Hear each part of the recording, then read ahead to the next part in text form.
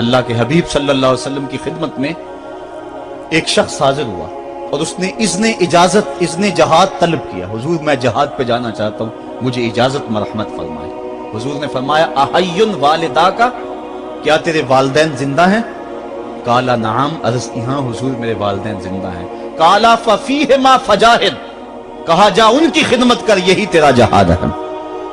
ماں باپ کو بلکتا ہوا چھوڑ جائے اور آپ جہاد پہ چلا جائے, ماں فالج میں گری ہوئی ہے اور بیٹا تبلیغی گشت پہ چلا جائے, باپ تڑپ رہا ہے اور بیٹا پیر کی چوکھٹ پہ جھاڑو دیتا پھرے, اللہ راضی نہیں ہوگا. میں سچ کہتا ہوں, اپنے بھی خفا مجھ سے ہیں, بیگانے بھی ناخوش, کہ میں زہر حلاحل کو کبھی کہہ نہ سکا کند. بات وہی کہتا ہوں, سمجھتا ہوں جسے حق. نئے ابلائی مسجد ہوں, نئے تہذیب کا فرزند. محمد عربی صلی اللہ علیہ وسلم سے بڑا پیر کون ہو سکتا ہے؟ لیکن حضرت وہ ویسے کرنی نہیں آ رہے. آقا کریم اپنے بٹن کھولتے ہیں اور کرن کی طرف, یمن کی طرف رخ کر کے لمبی سانسیں لیتے ہیں اور کہا میں رحمان کی خوشبو پا رہا ہوں. ایک دن صحابہ نے پوچھا بندہ نواز جس کے لیے تڑپتے ہو, جس کی ٹھنڈی ہوائیں آپ کو آ رہی ہیں, وہ آپ کا بڑا پیار کرنے والا ہے؟ کہا ہاں میرے سے بڑی محبت کرتا ہے. تو کہا پھر اتنی محبت کرتا ہے تو یمن تو دور نہیں ہے. بلال حبش سے آ گیا, سلمان فارس سے آ گیا, سہیب روم سے آ گیا, اور وہ یہاں یمن سے نہیں آ سکا. فرمایا اس کی بوڑھی اور نابینا ماں ہے جس کی خدمت اس کو نہیں آنے دیتی. اللہ اکبر. اب حضرت اویس کرنی نہیں آئے لیکن خیر التابعین کہلائے. آئے نہیں لیکن حضور ان کی یاد میں تڑپ رہے. اللہ, بلکہ حضور نے فرمایا کہ کوئی جائے اویس بن عامر کو ملے, اور جب ملے تو اس کو کہنا میری امت کی بخشش کی دعا کرے. جو ماں باپ کی خدمت کرتا ہے اس سے ثابت ہوا اس کی دعائیں قبول ہوتی. میں نے ایک روایت میں پڑھا ہے کہ جو آدمی روزانہ اپنے والدین کے لیے دعا کرے, والدین زندہ ہوں تب بھی, والدین فوت ہو گئے ہوں تب بھی, یہ عادت بنا لے, روزانہ ماں باپ کے لیے دعا کرے, ساری زندگی اس کے رزق میں بے برکتی نہیں آئے گی, اللہ اس کو رزق کی فراوانی عطا کر دے گا. اور جو والدین کے لیے دعا نہیں کرتا اللہ تعالیٰ کی رحمتوں سے محروم ہو جاتا ہے. حضرت ابو ہریرہ رضی اللہ تعالیٰ عنہ جب بھی ہاتھ اٹھاتے تھے تو یہ دعا کرتے تھے, اللہم اغفر لابی ہریرہ ولأمی ولمن استغفر لہما. اے اللہ ابو ہریرہ کو بخش دے, حضرت ابو ہریرہ کی ماں کو بخش دے, اور قیامت تک جو ہم دونوں کے لیے بخشش کی دعا کرے اس کو بھی بخش دے. حضرت امام محمد بن سیرین ایک بزرگ ہوئے تابعی, جب بھی دعا کرتے تھے یہ دعا ضرور کرتے تھے, اے اللہ ابو ہریرہ کی بخشش کر دے. کسی نے کہا کہ تمہیں ابو ہریرہ رضی اللہ تعالیٰ عنہ ان کی ماں سے بڑی ہمدردی ہے. کہا ان سے جو ہمدردی ہونی ہے وہ تو ہونی ہے. انہوں نے کہا ہوا ہے اللہ ابو ہریرہ اور ان کی ماں کو بخش دے, جو ان کے لیے دعا کرے اس کو بھی بخش دے. تو میں دعا کر کے اپنی بخشش پکی کر رہا ہوں. تو والدین کے لیے دعا کرنا اللہ کی رحمت کو دعوت دینا ہے. تو فرمایا کہ جاؤ اویس بن عامر کو جانا اور جا کے اس کو میری امت کے لیے دعا کا کہنا. حضرت سیدنا عمر فاروق حضرت علی المرتضیٰ گئے, جا کے ڈھونڈا, تلاش کیا, اویس بن عامر ملے, حضور کا سلام کہا, بس پھوٹ پھوٹ کے رونے لگے. کہا بتاؤ میرے رسول کے لبوں پہ میرا نام کیسے آیا تھا, حضور میرا جب تذکرہ کرتے تھے کیسے کرتے تھے. یہ درد دیکھا تو بولے کہ کیا آپ اتنی محبت رکھتے ہیں تو پھر ملنے کیوں نہیں آئے حضور کو, اتنا جو پیار رکھتے ہیں تو زیارت کرنے کیوں نہیں آئے. تو حضرت اویس کرنی نے بات کے رخ کو بدلا, کہا تم نے میرے رسول کو دیکھا, تم نے میرے رسول کی زیارت کی ہے؟ کہا ہاں ہم تو صبح و شام وہاں رہے ہیں.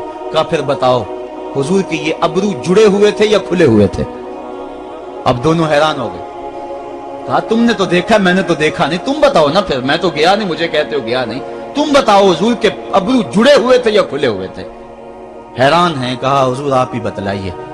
کہا کوئی دور سے دیکھتا تو جڑے ہوئے نظر آتے, قریب آ کے دیکھتا تو کھلے ہوئے نظر آتے. یہ وہ ہے جو ماں کی خدمت کرتا رہا اور حضور کے دربار میں حاضر نہیں ہو سکا, لیکن حاضری اس کی تھی, وہ جہاں بھی تھا وہ نبی کے قرب میں تھا. تو اس لیے ماں باپ کی خدمت اتنا بڑا وظیفہ ہے. حضرت بایزید بستامی کہتے ہیں میں نے حق معاف کروا لی اپنی ماں سے, کہ ماں تیرے حق ادا کروں یا اللہ کے حق ادا کروں, تو مجھے اپنے حق معاف کر دے, میں اللہ سے اپنے حق معاف کروا لیتا ہوں, اپنی اللہ کو راضی کر دیتا ہوں. جنگلوں میں گھومتے رہے, 12 سال بیت گئے. ایک دن دوبارہ آئے, بستام کی سمت سے گزرے, خیال آیا چلو ماں کو سلام کر جائیں. तहज्जुद का वक्त था, रात का वक्त था, दरवाजे पे खड़े रह गए कि मेरी माँ सोई होगी, मैंने कभी कोई खिदमत नहीं की माँ की, तो अब उठा के तकलीफ क्यों दूं। सारी रात खड़े रहे। जब तहज्जुद का वक्त गुजरा तो नाली से पानी आया, समझ गए कि मेरी माँ तहज्जुद के लिए उठी है। दरवाजे के करीब हो गए, माँ ने हाथ उठा लिया, कहा अल्लाह मेरा बेटा बा यजीद तेरी तलब में निकला हुआ है, मैंने उसे अपने हक माफ कर दिए, तू उसको अपना विसाल अता कर दे। हजरत बा यजीद दरवाजा खटखटाने लगे और माँ के कदमों में लिपट गए और रो के कहने लगे, जिस रब को मैं जंगलों में तलाश करता हूँ वो तो रब मेरी माँ के पास है। तो माँ की दुआओं में अल्लाह की रिजा है।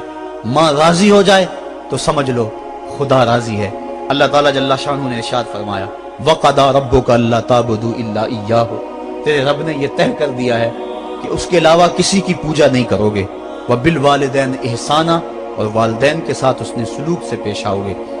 इम्मा यबलुगन्ना इंदकल किबरा अहदुहुमा औ किलाहुमा फला तकुल लहुमा उफ़्फ़िन वला तनहरहुमा, अगर तेरे पास दो या दोनों में से एक बढ़ापे को पहुंच जाएं तो फिर उनके सामने तूने उफ भी नहीं कहनी और ना उनको झिड़कना है और उनसे नरम लहजे में बात करनी है। जब माँ बाप जवान हो, बच्चों की जरूरियात पूरी कर रहे हैं, उनके तालीमी अखराजात और उनके मुआशी सारे मामलात दुरुस्त कर रहे हो, तो उस वक्त तो वालिदैन की बच्चे ताजीम करते ही हैं। इम्तिहान उस वक्त शुरू होता है जब माँ बाप बूढ़े हो जाते हैं और चलने फिरने की सख्त भी नहीं रहती, सिर्फ सांस की एक डोरी लटकी रहती है।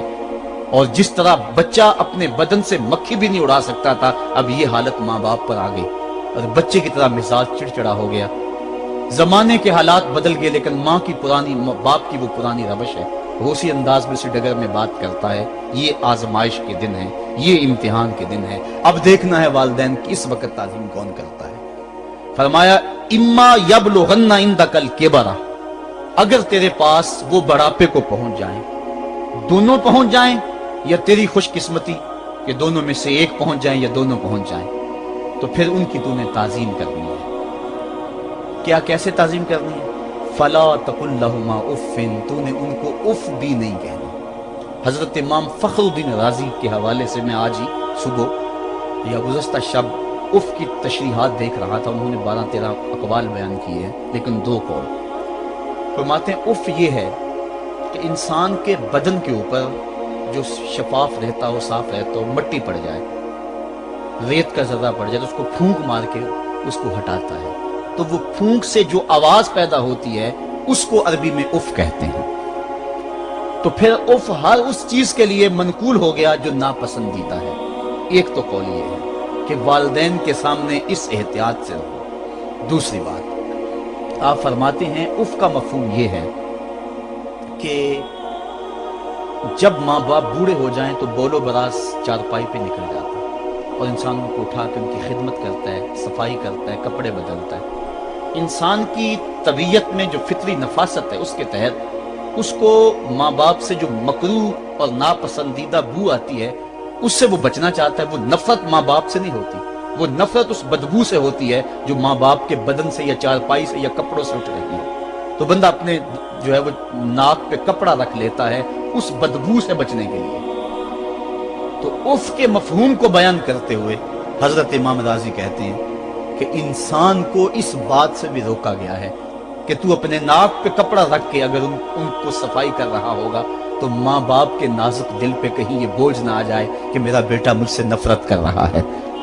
इसलिए वालिदैन की ताजीम का आलम यह है कि तू खुले नाक से उनकी खिदमत करे और वो बदबू सहता रहे और अपने नाक के ऊपर कपड़ा भी न रखे कि तेरे माँ और तेरे बाप के दिल के अंदर इतना खलाल और मलाल भी पैदा ना हो। यह है उफ का जुमरा। हजरत इमाम हसन रदी अल्लाह ताला अन्हु ने सारी जिंदगी अपनी वालिदा हजरत फातिमा तो ज़हरा के साथ बैठ के खाना नहीं खाया था। एक दिन हजरत सैयदा फातिमा ने फरमाया कि बेटा मेरा जी चाहता है कि मेरे साथ तुम बैठ के खाना खाओ, लेकिन तुमने कभी भी मेरे साथ बैठ के खाना नहीं खाया, क्या वजह है इसकी? हजरत इमाम हसन फरमाने लगे, अर्ज करने लगे, अम्मी मैं इस डर से आपके पास बैठ के खाना नहीं खाता कि कहीं किसी लुकमे की तरफ आपकी नजर बढ़ जाए और मैं अदमे आगही की वजह से अपने हाथ को उस लुकमे के पे डाल लूं और ना जान सकूं कि इस लुकमे को उठाने का इरादा मेरी मां के दिल में पैदा हो चुका है और मैं अल्लाह की रहमतों से महरूम हो जाऊं, इस डर से मैं आपके साथ बैठ के खाना नहीं खाया करूंगा। यदि मां बाप की ताजीम का आलम यह है, उफ तक ना कहो। हजरत सईद इब्न मुसय्यब रज़ी अल्लाह ताला अन्हु जलीलुल कदर ताबी हैं, वो फरमाते हैं कि वालिदैन के सामने बेटे की हालत क्या होनी चाहिए। तो फरमाते हैं जिस तरह भागा हुआ गुलाम पकड़ा जाए और उसको पकड़ के जो है वो आका के सामने पेश कर दिया जाए, तो उस भागे हुए गुलाम को पकड़ के जब आका के सामने पेश कर दिया जाए तो जो हालत उस गुलाम की होती है, बेटे की हालत ये माँ बाप के सामने होनी चाहिए।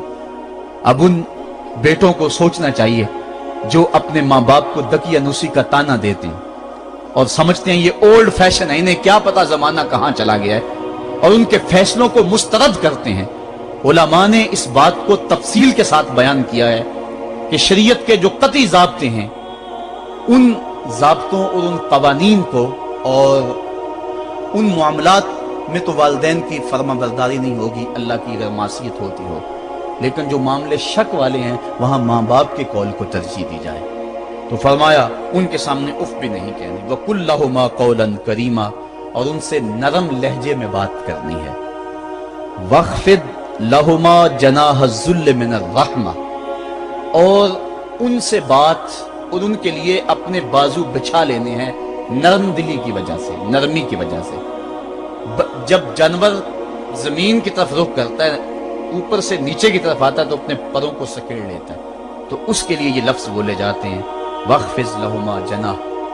तो अल्लाह ताला फरमाया जिस तरह वो जानवर इज्जत से अपने बाजू सकेड़ लेता है और फैलाता नहीं है, वालिदैन के सामने तेरी अकड़, तेरा उहदा, तेरा मनसब, तेरी शाने, तू बड़ा ऊंचा है, लोग तुझे सलूट करते हैं, तेरे हाथ चूमते हैं, तुझे सलाम करते हैं, ऊंची कुर्सियों पे तू बैठता है, लेकिन वो सब वहां छोड़ दे और माँ के कदमों में आजिज बन के बैठ जा, बाप के कदमों में आजिज बन के बैठ जा। वहां अपनी उस किसी चीज का लिहाज रख, परिंदा ऊपर कोड़े तो पर खोले, लेकिन जब नीचे आए तो परों को समेट ले। तेरा ओहदा, तेरा मनसब बाहर रहे, जब माँ बाप के पास आए उस वक्त तो मुअद्दब गुलाम की सूरत में अपने वालिदैन के सामने खड़ा। वकुल रब्बिरहमहुमा कमा रब्बयानी सगीरा, और अगला हक ये बयान फरमाया कि अल्लाह की बारगाह में अर्ज़ कराए, अल्लाह मेरी माँ पर भी और मेरे बाप पर भी रहम फरमा।